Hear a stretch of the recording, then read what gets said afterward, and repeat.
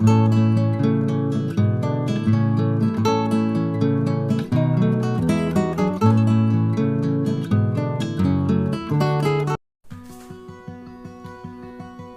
दोस्तों, जय बाबा बर्फानी की। मैं कुलदीप पारस सर स्वागत करता हूं आपका अपने YouTube चैनल पर यात्रा लवर पे। दोस्तों, आज का जो वीडियो है, एक तो मैं कहना चाहूँगा काफ़ी सीरियस वीडियो है, प्लस काफ़ी इन्फॉर्मेटिव वीडियो है। और दोस्तों, आज का इस वीडियो को देख के मैं आपको विश्वास दिलाता हूँ कि अगर आप जब पूरा वीडियो देखते हैं तो डेफिनेटली अमरनाथ यात्रा पे जाने वाले जो भी श्रद्धालु हैं इस बार, उनकी मानसिक स्थिति में थोड़ा सा परिवर्तन जरूर आएगा। या दोस्तों, टाइटल आपने ऑलरेडी देख ही चुके हैं। मैं बात करने जा रहा हूँ अमरनाथ यात्रा 2022 की सुरक्षा को लेकर। तो दोस्तों, जो भी श्रद्धालु इस बार अमरनाथ जी की यात्रा करने जा रहे हैं, उनके मन में अमरनाथ यात्रा पर जाने से पहले वहाँ पर सुरक्षा को लेकर काफ़ी असमंजस की स्थिति बनी हुई है। मेरे पास पर्सनली कई लोगों के कॉल आए हैं, इवन कई लोगों ने मुझे मेरे YouTube चैनल पर मुझे मैसेज किए हैं, कई लोगों ने मुझे कमेंट्स किए हैं कि कुलदीप सर, मुझे ये बताने की कोशिश कीजिए क्या इस बार अमरनाथ जी की यात्रा करें या फिर नहीं करें। ऐसे लोग जिनका रजिस्ट्रेशन भी हो गया है, CSC भी बन चुका है, that means compulsory health certificate भी बन चुका है, उनका रिजर्वेशन भी हो चुका है, होटल का भी बुकिंग कंफर्म हो चुकी है। ये सब होने के बावजूद भी वो एक ही क्वेश्चन पूछ रहे हैं कि वो चलो चीजें ठीक है, क्या हम अभी यात्रा करें कि नहीं करें। अब बात ये करते हैं कि श्रद्धालुओं के मन में ये क्वेश्चन उठ क्यों रहा है सुरक्षा को लेकर। ऐसी क्या वजह हैं जिनकी वजह से उनके मन में एक डर है कि क्या अमरनाथ यात्रा पर जाने से हम सुरक्षित हैं या फिर नहीं। दोस्तों, अगर चार धाम की यात्रा की बात करें तो चार धाम में तो आप समझ सकते हो कि वो हाई एल्टीट्यूड पे है और वहाँ का जो रास्ते हैं वो हो सकता है कि थोड़ा टिपिकल है, जिस वजह से वहाँ पर जो यात्रा हो रही है वो एक उसका रीजन्स अलग है। पर अमरनाथ यात्रा को लेके लोगों के मन में जो डर बना हुआ है उसके कुछ स्पेसिफिक कारण हैं। हर श्रद्धालु जो भी न्यूज़पेपर पढ़ता है वो रेगुलर न्यूज़पेपर में न्यूज़ देख रहा है कि पिछले कुछ महीनों से घाटी का मतलब जम्मू कश्मीर के अंदर काफ़ी हलचल देखने को मिली है, काफ़ी टेररिस्ट एक्टिविटी देखने को आ रही है।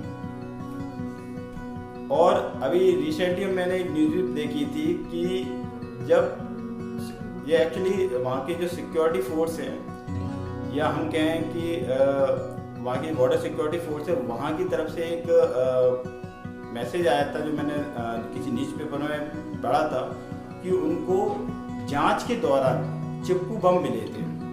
इन लोगों को चिपकू बम नहीं पता, मैं आपको बताना चाहता हूँ। ये ऐसे बम होते हैं जो किसी भी ट्रांसपोर्टेशन व्हीकल पे इजीली चिपक जाते हैं।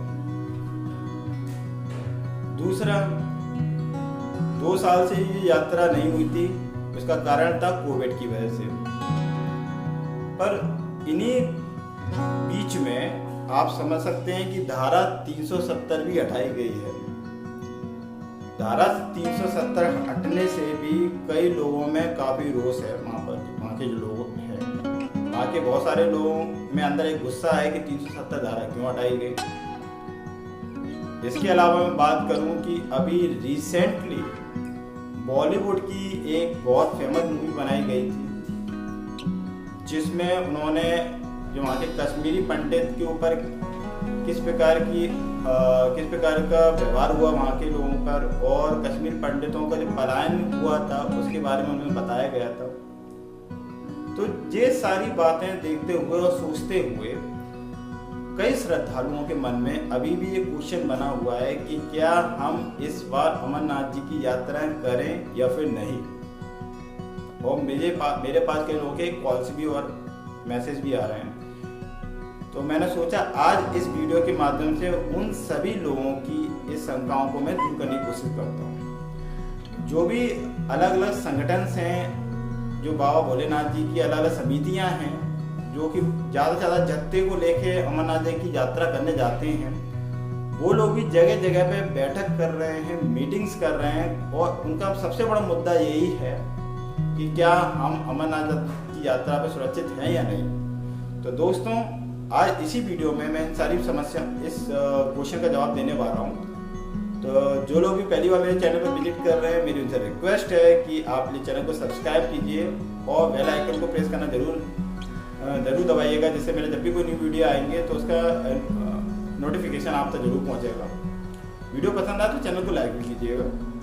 तो चलिए दोस्तों, बिना देरी किए आज का वीडियो मैं स्टार्ट करता हूँ। तो दोस्तों, अमरनाथ यात्रा, जैसा कि हमें पता है कि इस साल अमरनाथ यात्रा 30 जून से चालू होकर 11 अगस्त तक चलेगी।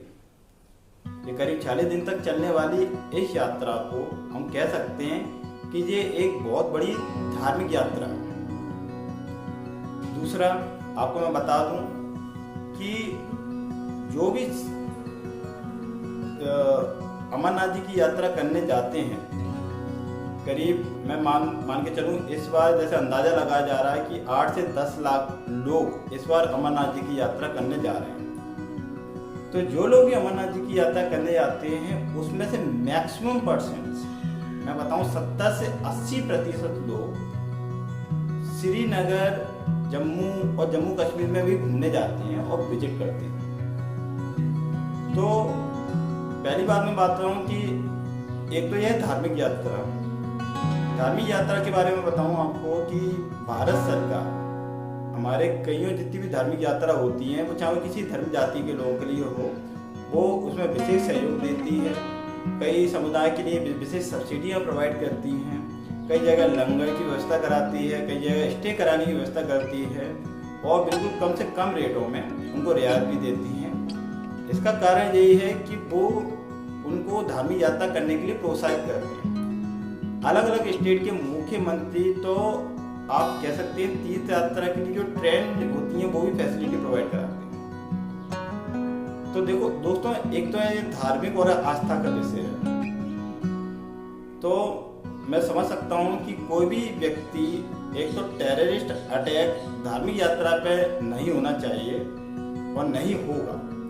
उसका कारण यह है कि अगर बाई चांस धार्मिक यात्राओं पे अगर किसी प्रकार का अटैक होता है, तो आप समझ लीजिएगा ये उस धर्म विशेष की आस्था का विषय है, और पूरे हिंदुस्तान के लोग वहाँ पर दर्शन करने जाते हैं, और अगर वहाँ पर कुछ ऐसी एक्टिविटी होती है तो ये आप मान के चलिएगा पूरे हिंदुस्तान के अंदर भूचाल आ जाएगा। तो एक तो रही है पहली कंडीशंस।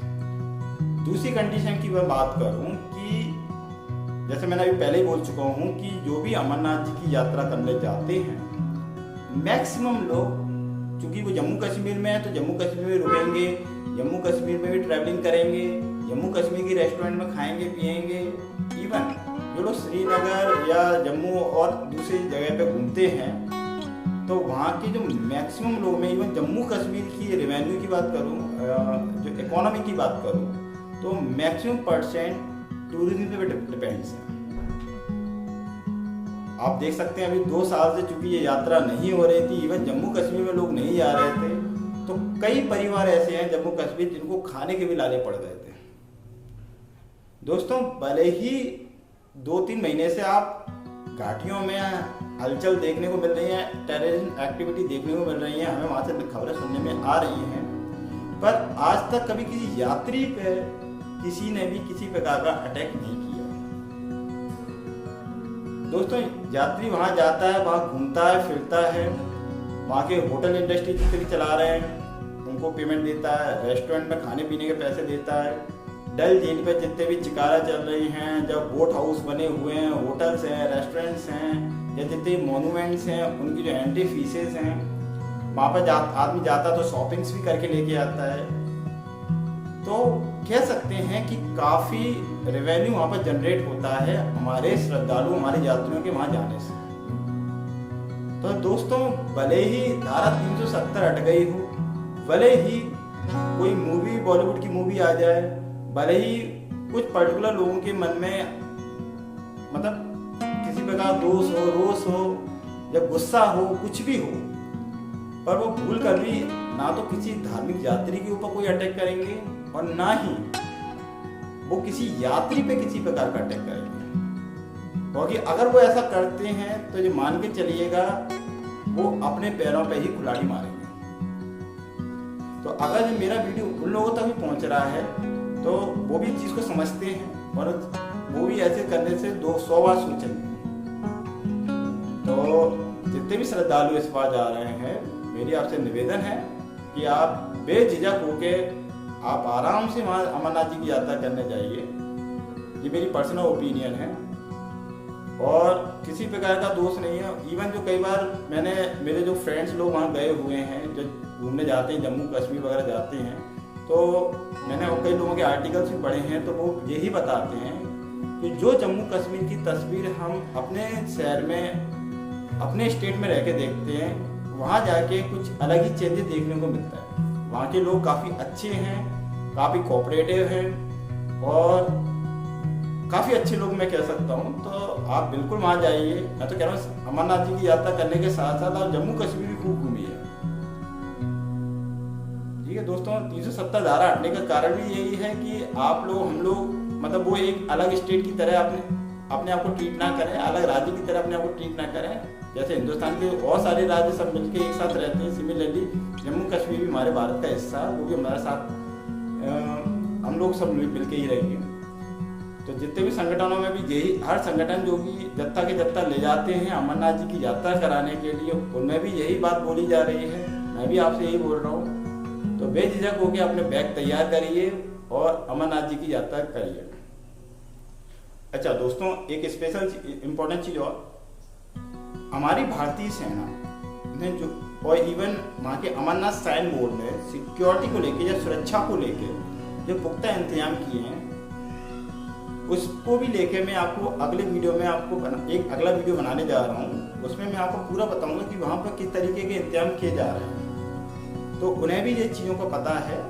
ठीक है, तो जो लोग भी मेरे चैनल को पहली बार विजिट कर रहे हैं, चैनल को सब्सक्राइब करें और बेल आइकन को जरूर प्रेस करिएगा। जैसे अगला मैं जो वीडियो डालूंगा उसका नोटिफिकेशन सबसे पहले आप तक पहुंचेगा।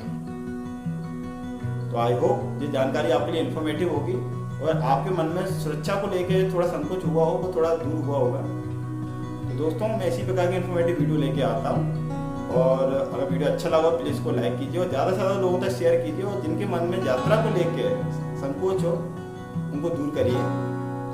मैं इन्हीं बातों के साथ मैं कुलदीप पारस आपसे विदा लेता हूँ। मिलता हूँ अगले वीडियो में। जय बाबा बर्फानी की।